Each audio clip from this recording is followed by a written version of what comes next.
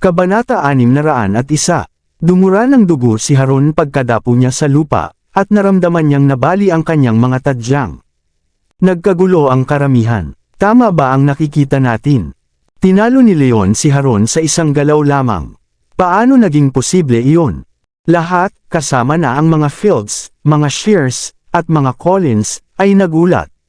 Sigurado silang hindi makakaligtas si Leon sa tatlong atake ni Haron at hindi nila inasahang matatalo ni Leon si Haron, isang mandirigma na halos nasa antas ng mataas na pinakamataas sa isang suntok lamang.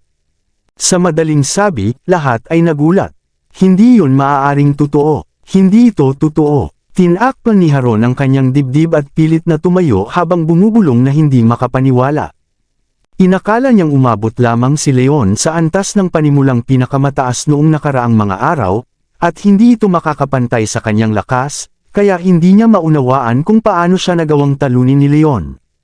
Napakahirap nitong tanggapin kaya hindi niya magawang maniwala. May dalawa ka pang galaw. Gusto mo pa bang magpatuloy? Tinitigan ni Leon si Haron ng mahinahon habang itinatago sa likuran ang kanyang braso na nanginginig. Nagawa niyang itago ang braso sa paningin ng lahat at ang kanyang panatag ay nagpaniwala sa iba na hindi siya nasugatan kahit kaunti. Siyempre, wala ang kanyang sugat kumpara sa mga panloob na sugat na natamo ni Haron. Siyempre, subukan mong harapin ang isa pang atake ko. Naalala ni Haron ang misyong ipinagkatiwala sa kanya ni Walter at pinagtiyagaan ang sakit kahit nakangipit na. Kahit natalo na siya ni Leon, ang kasunduan ay kailangang makayanin ni Leon ang tatlong atake ni Haron at hanggat hindi umaamin ang pagkatalo si Haron, maaari pang magpatuloy ang laban. Sige, subukan mo. Nang hamak na sabi ni Leon. Hindi na kasing antas niya si Haron at dahil malubha na ang kalagayan nito, alam ni Leon na wala na siyang dapat ikatakot. Tumigil ka, Haron, itinatago ng batang iyan ang tunay niyang lakas. Baka nasa antas na siya ng mataas na pinakamataas. Hindi mo siya matatalo. Umalis ka na dyan. Sigaw ni Walter habang nakasimangot ng malalim. Para matalo ni Leon ang isang tulad ni Haron, kailangang nasa antas na ito ng mataas na pinakamataas o mas mataas pa. Kung magpapatuloy pa si Haron sa pakikipaglaban, mas malala pa ang matatamo niyang pagkatalo. Antas ng mataas na pinakamataas. Napasinghap ang karamihan at nagsimulang magbulungan. Tama si nakatatandang Fields. Kung nagawang talunin ni Leon si Haron nang hindi man lang nasusugatan, kailangang nasa antas na iyon siya. Napakabata pa niya at umabot na sa antas ng mataas na pinakamataas. Tunay na henyo siya. Oo, malamang siya na ang pinakamahusay na mandirigma sa ating henerasyon dito sa lungsod ng Springfield. Ang ganitong galing ay hindi pa naririnig sa nakalipas na ilang daang taon. Kung si Ruth Collins ay henyong isa sa bawat daan, siya naman ay henyong isa sa bawat 1,000. Nakanganga ang lahat habang nakatingin kay Leon. Inakala ng lahat na umabot na si Leon sa antas ng mataas na pinakamataas at humanga silang lahat sa kanyang galing. Sa pagsasama ng galing ni Leon sa paggawa ng gamot at sa kanyang husay sa pakikipaglaban, ay malapit na siyang maging isa sa mga namumuno sa lungsod ng Springfield. Sabi sa sabi-sabi, ang sinumang makakuha ng tulong ng manggagamot na naglilingkod sa mga Shears ay mamumuno sa lungsod ng Springfield. Tila totoo nga iyon. Natulala sina Vincent at Bernard at biglang nakaramdam ng inggit na nakuha ng mga Shears ang ganitong kagaling na tao. Tumawa ng malakas si Benedict sa tuwa. Tahimik niyang napagpasyahang pagtagpuin sina Leon at Cynthia upang hindi na makuha pa si Leon ng ibang pamilya. Kaya pala umabot na siya sa antas ng mataas na pinakamataas. Pinagbigyan niya lang ako sa buong panahon na iyon. Napakagat sa labi si Ruth habang namumutla. Nagalit siya matapos masugitan dahil inakala niyang nanalo lang si Leon gamit ang ilang pandaraya. Sa sandaling ito lang niya napagtanto na pinagbigyan lang siya nito noon pa man, kung hindi ay mas malala pa ang mga sugat na natamo niya. Nakaramdam siya ng kahihiyan dahil tumanggi si Leon na pakasalan siya, ngunit humanga rin siya sa tamang pag-uugali nito at sa galing na higit pa sa kanya. Tao ba talaga siya? Kasing edad lang natin siya at nasa ganito na kataas na antas. Paano niya nagawa iyon? Sino ang nakakaalam? Akala ko nasa antas lang siya ng panimulang pinakamataas at lumalabas na itinatago lang pala niya ang kanyang tunay na lakas. Oo, nakakadismaya talaga ito. Nagbubulungan ang mga nasa mas batang henerasyon habang malungkot ang kanilang mga mukha. Inggit at galit ang nararamdaman nila kay Leon dahil nakuha nito ang atensyon ng apat na kagandahan. Ngunit dahil mas malakas si Leon kaysa sa inaakala nila noon, gumuho ang kanilang pagmamalaki nang maunawaan nilang wala silang karapatang magtanim ng galit dito. Sa kabilang dako, labis na nagulat at nayanig sina Albert at Gilbert. Paano naging posible ito? Noong pinalayas natin si Leon, napakahina niya at nasugatan ko siya sa isang suntok lang. Ibig sabihin ba nito ay umabot na siya sa parehong antas ko sa loob lamang ng maikling panahon at sinadya pa niyang magpahina noon? Nakakagalit. Tama si Benedict na mga mangmang tayo dahil pinakawalan natin si Leon. Napakuyom ang mga kamao ni Albert nang may matinding pagsisisi. Kilala siya bilang matalino ngunit nagkamali siya ng malubha sa pinakamahalagang pagkakataon. Kung pinakasalan sana ni Leon si Iris, malapit nang mamuno ang mga Young sa tulong nito sa lungsod ng Springfield. Ngunit sa kasamaang palad, huli na ang lahat para magsisi pa siya. Leon, naging ganap ka na sa wakas bilang ang lalaking alam kung kaya mong maging. Nakaramdam ng bukol sa lalamunan si Iris habang kumikirot ang kanyang puso. Alam niya noon pa man na may malaking potensyal si Leon at magiging pinakamahusay na lalaki sa kanilang henerasyon kapag nabigyan ng panahon. Gayunpaman, hindi talaga sila para sa isa't isa at napilitan siyang iwan si Leon noong nagsisimula pa lamang itong umunlad. Yehey, napakahusay mo talaga Leon. Masiglang sumigaw at pumalakpak si Luisa. Samantala, sa entablado, Leon, panalo ka na. Inaamin ko ang aking pagkatalo. Dumilim ang mukha ni Haron. Alam niyang hinding-hindi niya matatalo si Leon kaya sinunod niya ang utos ni Walter at umatras na. Leon, mahusay mong itinago ang iyong lakas para sa iyong edad. Tuso kang tao at minaliit kita. Tinitigan ng masama ni Walter si Leon. Masyado po kayong magalang nakatatandang Fields. Ngumiti si Leon. Kakatapos lang niyang umabot sa antas ng pundasyon at nagawa lang niyang talunin si Haron dahil sinanay siya sa sining ng mga pantas kaya walang anumang pandaraya o plano sa likod nito. Sa madaling salita, labis pa nga ang pagtingin ni Walter sa kanya. Umalis na tayo. Humalaklak si Walter ng may pagkayamot. Ang layunin niya ay sirain ang kasunduan ni Leon at ng mga Shears. Dahil nabigo siya at ikinahiya pa ang pangalan ng kanilang pamilya nang ipadala si Haron sa laban ng tiyak na matatalo ito, wala na siyang dahilan pa para manatili. Iwinasiwas niya ang kanyang kamay at sumunod sa kanya ang iba pang miyembro ng mga Fields. Pinanood ni Leon ang paglisan nila at nakahinga ng maluwag. Dahil nanalo siya sa laban, wala nang dahilan ng mga Fields na habulin pa siya. Gayunpaman, alam niyang ipinahiya niya ang mga Fields nang talunin niya si Haron, at hinding-hindi nila ito palalampasan.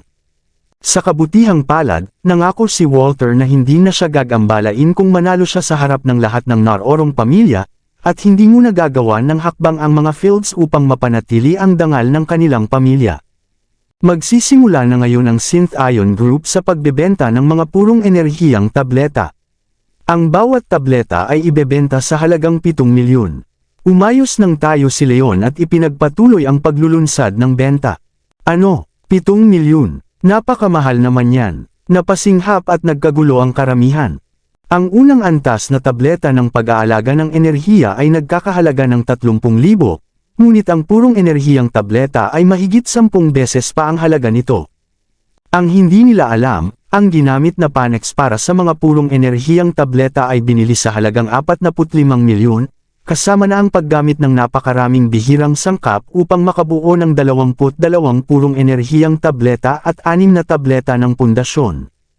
Ang gastos sa paggawa ng bawat purong enerhiyang tableta ay umaabot sa 3 milyon kaya maituturing na makatwiran na ang pagbebenta nito sa halagang 7 milyon.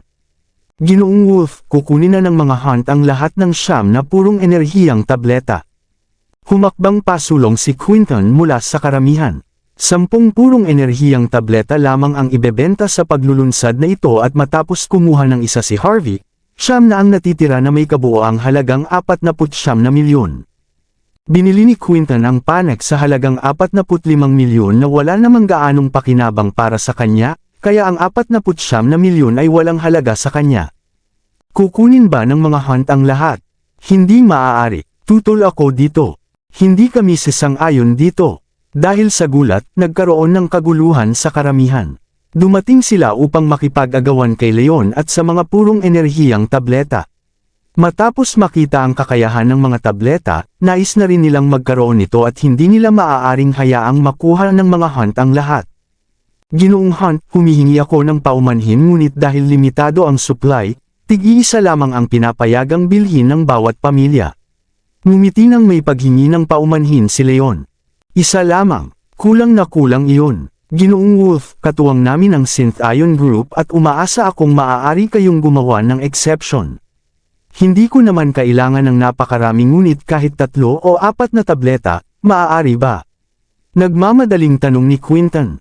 Naabot na niya ang sakop ng pinakamataas na mandirigma at hindi na niya kailangan ang purong enerhiyang tableta, ngunit marami ang nangangailangan nito sa lungsod ng Sikov.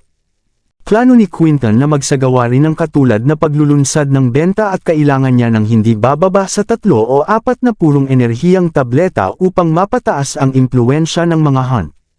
Sige, maaari naman yata, sabi ni Leon nang maunawaan niyang may punto ang sinabi ni Quinton. Opisyal na kinatawa ng Synth Ion Group ang mga hunt sa lungsod ng Sikov at hindi nararapat na isa lamang ang ibenta rito kay Quinton.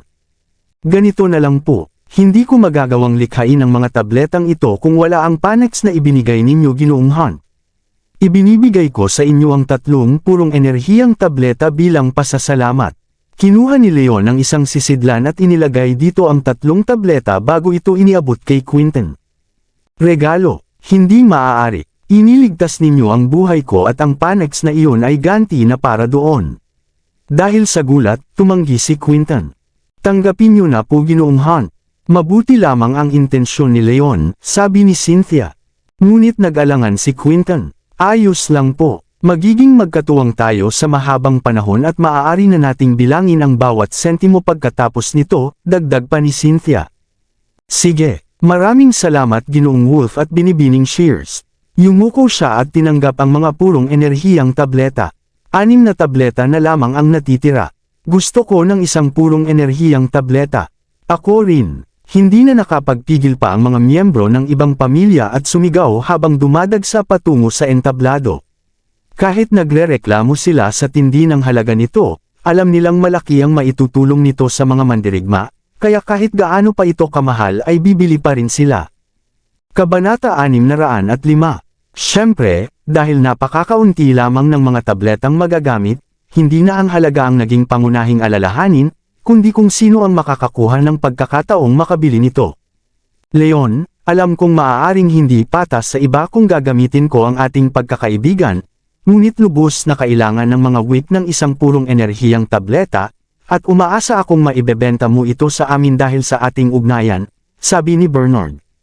Dumating ang mga week para sa mga purong enerhiyang tableta dahil kailangan ito ni Jensen upang maabot ang dakilang dalubhasa, at kinailangan ni Bernard na isantabi ang kanyang pagmamalaki upang makiusap para rito alang-alang kay Jensen.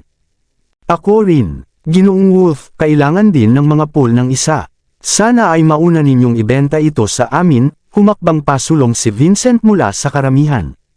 Ang kanyang anak na si Snow ay umabot na sa antas ng mataas na likas at kailangan niya ng purong enerhiyang tableta.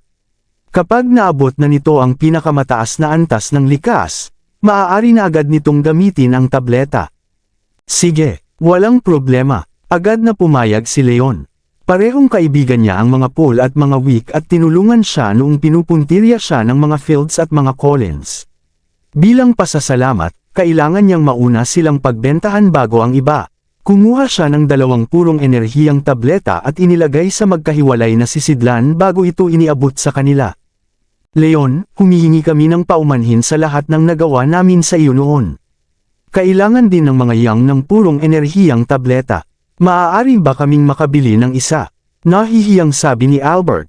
Ang pinakamahusay na miyembro ng mga yang na si Randy ay umabot na sa pinakamataas na antas ng likas at nais ni Albert na ibigay ang tableta rito upang hindi mapag-iwanan ang kanilang pamilya.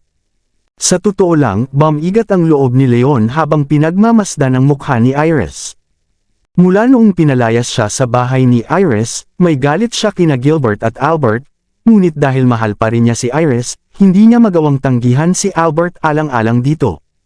Sige, Bumantong hininga siya bago iniabot kay Albert ang isang purong enerhiyang tableta.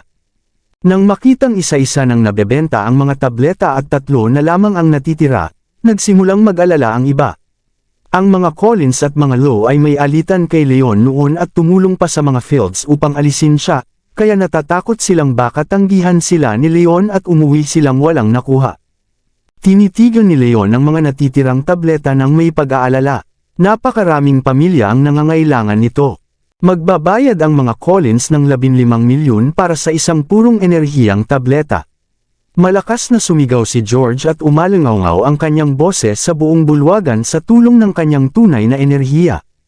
Sinusubukan ba ni nakatatandang Collins na gawin itong isang pagtatawaran? Bulong ng isa sa karamihan at narinig ito ng iba. Marami sa kanila ang nais ding mag-alok ng presyo ngunit ayaw nilang makipaglaban sa isang makapangyarihang pamilya tulad ng mga Collins. Matapos ang ilang sandaling pag-aalinlangan, tinalikuran na ng lahat ang ideyang makipag-agawan kay George. Sige, tumango si Leon at iniabot ang isang purong enerhiyang tableta kay George.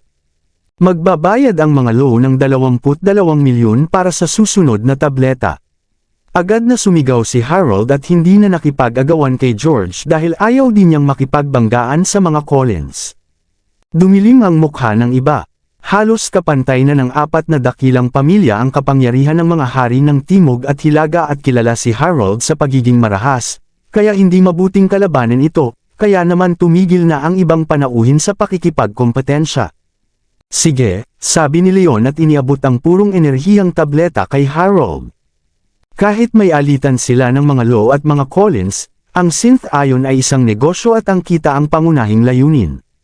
Hindi niya tatanggihan ang pera dahil lamang sa galit kung handa silang magbayad ng mas malaki. Magbabayad ako ng 30 milyon para sa huling tableta.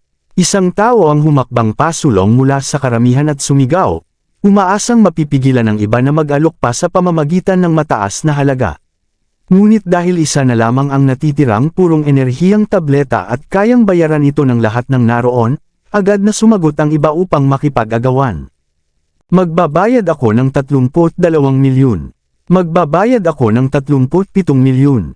45 milyon. Nagkanya-kanya na sila ng alok at mabilis na umakyat ang halaga ng huling tableta hanggang sa lumampas ito sa 50 milyon. Mga kaibigan, kumalma muna tayo. Pinatigil sila ni Leon at sinabing, lubos akong nagpapasalamat sa inyong pagpapahalaga sa mga purong enerhiyang tableta. Gayunpaman, ito ay paglulunsad ng benta at hindi pagtatawaran. Itigil na natin ang pag-aalok ng presyo. Ibibenta ko ang huling tableta sa panauhing unang nagbanggit ng 30 milyon. Kailangan ng Synth Ion Group ng magandang pangalan at walang halaga ang malaking halaga na makukuha kung masisira naman ang reputasyon ng kumpanya dahil sa pagiging sakam. Kaya naman nagpasya si Leon na huwag piliin ang nag-alok ng pinakamataas na halaga at ibigay ito sa unang humiling. Napakalinaw ng isip ni Leon sa kabila ng kanyang murang edad. Nagulat ang iba na sa halip na matukso sa malaking kita ay ginawa ni Leon ang nararapat na desisyon, at humanga silang lahat sa kanya. Sige na, ubos na ang mga purong enerhiyang tableta. Ituloy naman natin sa mga tableta ng pag-aalaga ng enerhiya, sabi ni Leon. Ang ikalawang pangkat ng mga tableta ng pag-aalaga ng enerhiya ay may 16,000 piraso, mas marami ng kaunti kaysa sa una. Gayunpaman, dahil katuwang na nila ang mga hunt sa lungsod ng Sikov, alam ni Leon na mangangailangan ito ng malaking supply. Natuwa si Quinton na nakuha ang ganito karaming tableta at nagpasalamat kina Leon at Cynthia. Sa ngayon, may 8,000 tableta ng pag-aalaga ng enerhiya pa ang natitira. Mayroon dito ng una at ikalawang antas at syempre, mas kaunti ang mga nasa unang antas. Ang parehong patakaran pa rin ang susundin, tig-200 lamang ang maaaring bilhin ng bawat pamilya. Maaari na kayong bumili, anunsyo ni Leon. Kukuha kami ng 200 unang antas na tableta ng pag-aalaga ng enerhiya. Kami rin, kukuha kami ng 200 ikalawang antas na tableta ng pag-aalaga ng enerhiya. Agad na kumilos ang iba. Kahit nabigo silang makakuha ng purong enerhiyang tableta, alam nilang kailangan nilang maunahan ang iba upang makabili ng tableta ng pag-aalaga ng enerhiya habang mayroon pa. Makalipas ang ilang sandali, naubos na rin ang mga tableta ng pag-aalaga ng enerhiya at nagtapos na ang ikalawang paglulunsad ng benta ng Synth-Ion Group. Ang mga purong enerhiyang tableta na nilikha ni Leon ay kayang magbigay daan upang maabot ang sakop ng pinakamataas na dalubhasa, na nagpapatunay kung gaano kahusay siya sa paggawa ng gamot.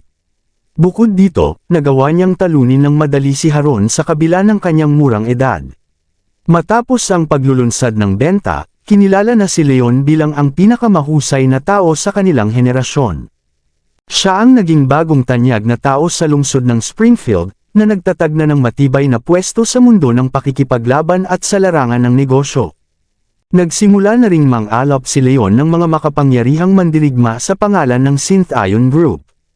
Karamihan sa mga mandirigma ay kabilang na sa iba't ibang pamilya at hindi nasasali sa Synth-Ion Group.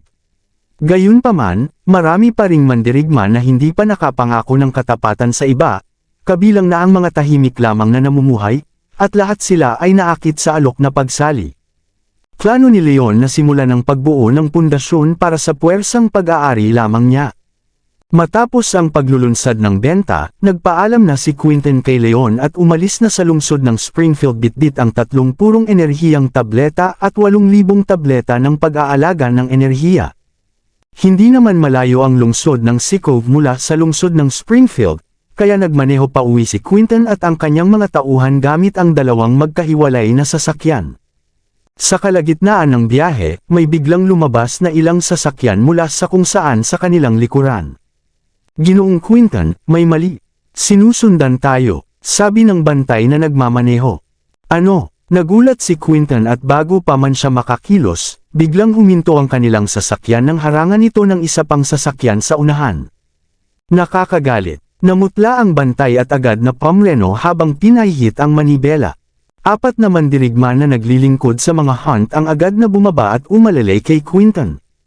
Kasabay nito, huminto rin ang mga sumusunod na sasakyan at lumabas mula rito ang mahigit 100 lalaking nakasuot ng pormal na damit.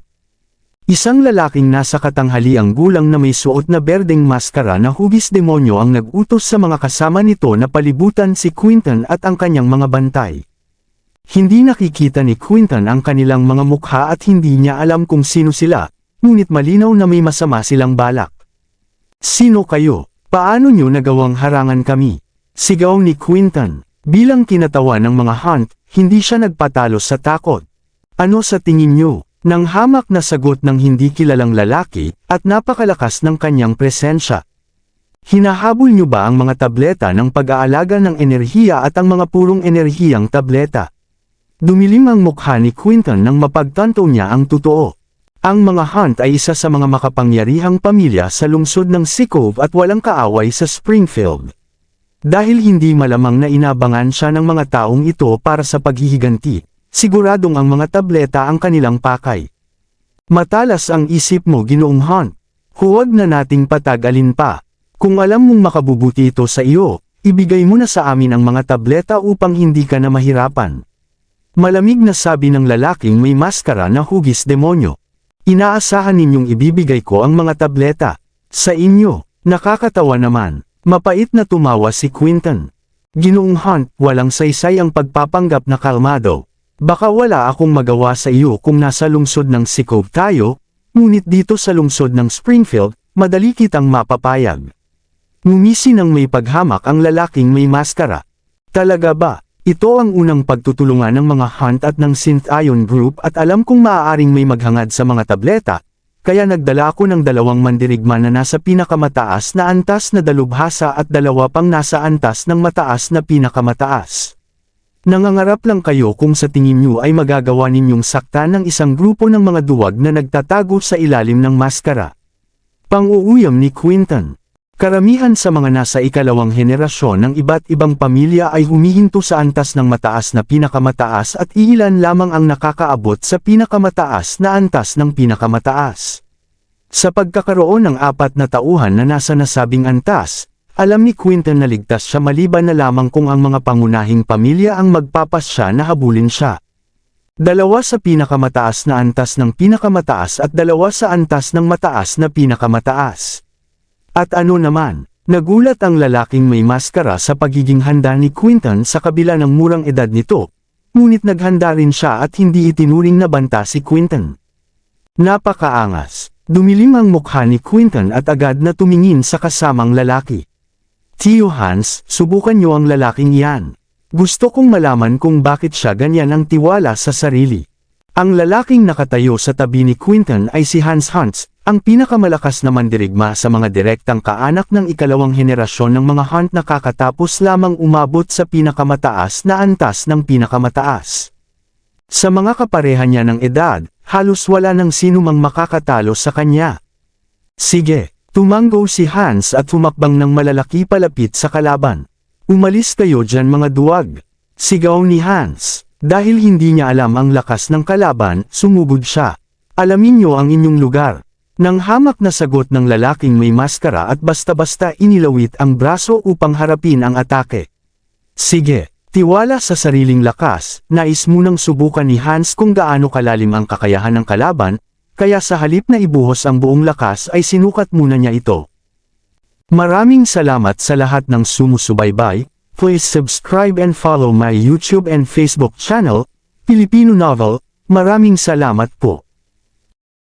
Bang! Kasunod ng nakabibinging ingay, nanatiling nakatayo ang lalaking may maskara na hugis demonyo, habang si Hans ay napahagip palayo dahil sa alon ng tunay na enerhiyang nagmula sa kalaban.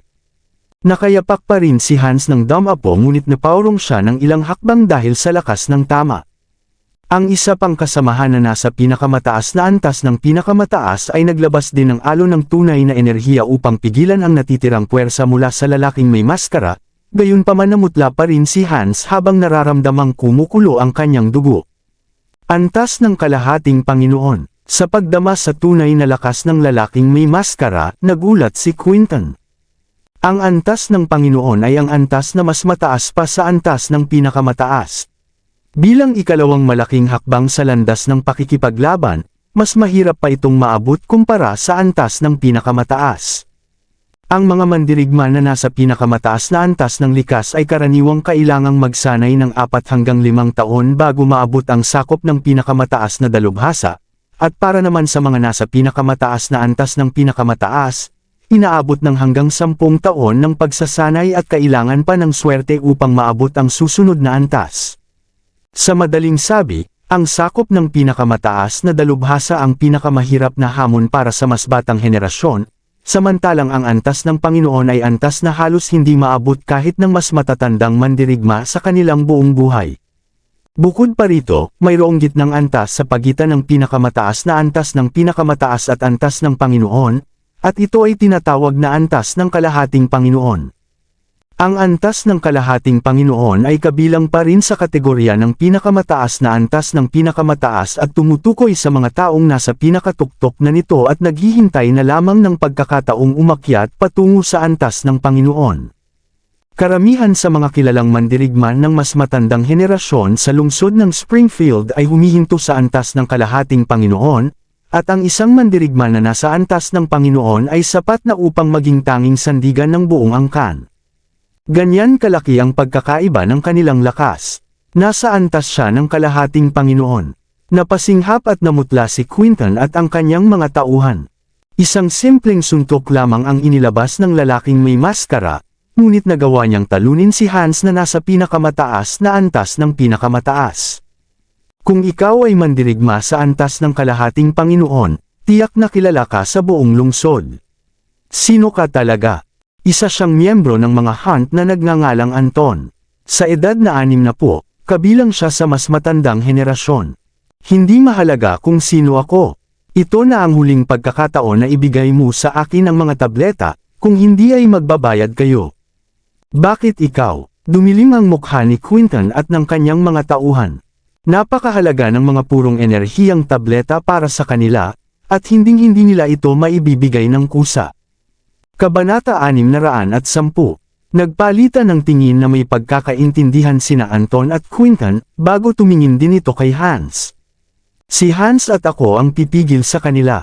Kayo namang iba ay samahan ninyo si Ginoong Quinton na makalayo dito. Sigaw ni Anton. Sabay silang sumugod ni Hans patungo sa lalaking may maskara na hugis demonyo.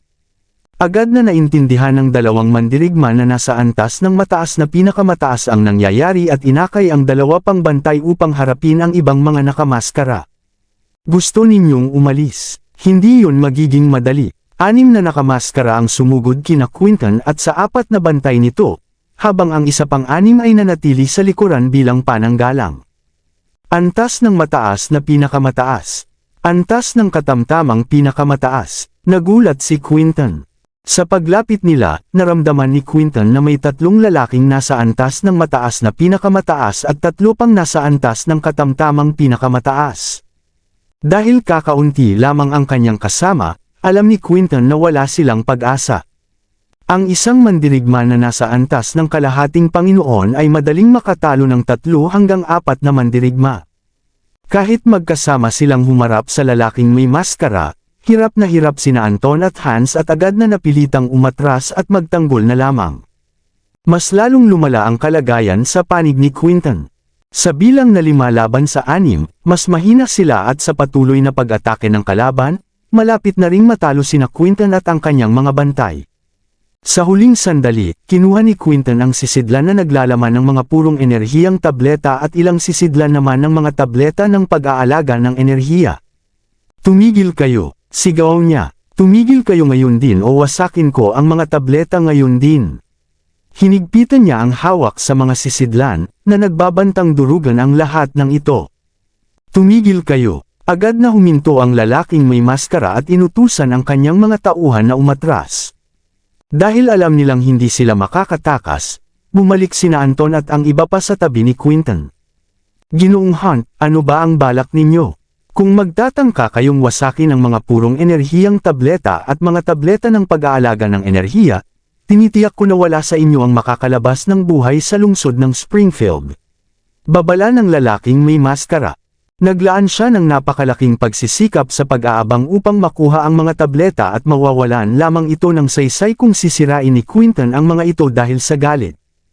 Kung hindi ako nagkakamali, ang mga purong enerhiyang tableta ang pangunahin ninyong pakay hindi ba?